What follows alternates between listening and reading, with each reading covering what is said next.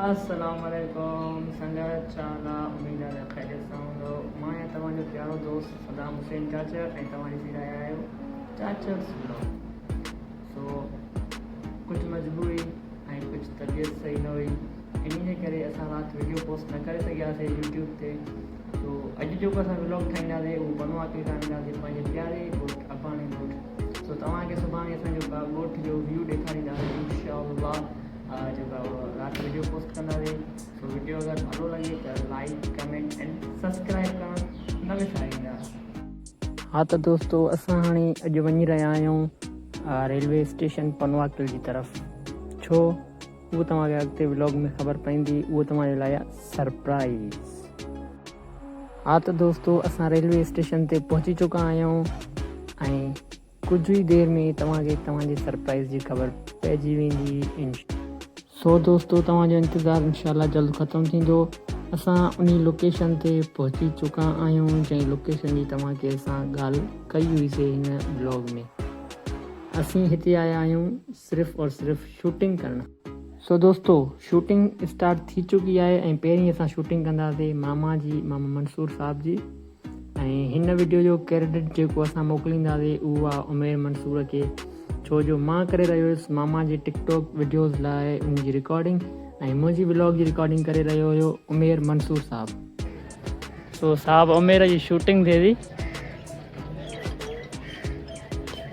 वाह साईं वाह उमेर, साईं उमेर जी शूटिंग थी वई। साहब टप थो खाए ॾाढा।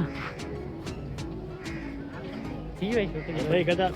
मामा उमेर ऐं तोहीद जी शूटिंग करे रहियो आहे हिन वक़्तु। दोस्तों हाणे असांजी शूटिंग कंप्लीट थी चुकी आहे ऐं हाणे असां वेंदासीं वापसि। तव्हांखे व्लॉग में पहिरियों बि चयो हुयो त मूंखे वापसि वञिणो आहे पंहिंजे अबाणी ॻोठु। सो हाणे मामा मूंखे पहुचाईंदो पनवाकिल स्टॉप चुंगा ते वापसि।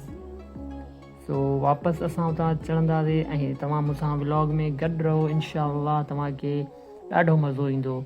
असांजो ॻोठु तव्हांखे मां उनजी लोकेशन सुभाणे वारे व्लॉग में ॾेखारींदुसि, छो जो मूंखे उते घर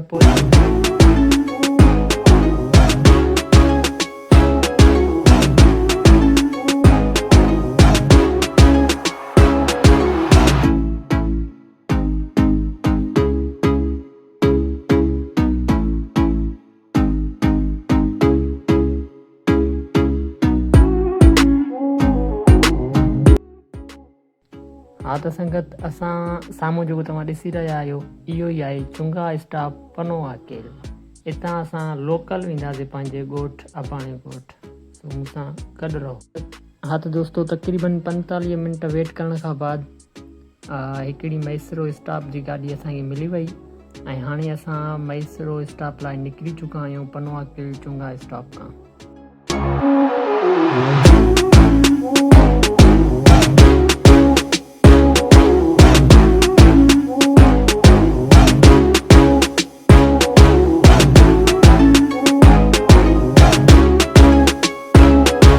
फाइनली दोस्तों असां मैसरो स्टॉप ते पहुची चुका आहियूं ऐं आख़िरी स्टॉप इहो ई आहे असांजो।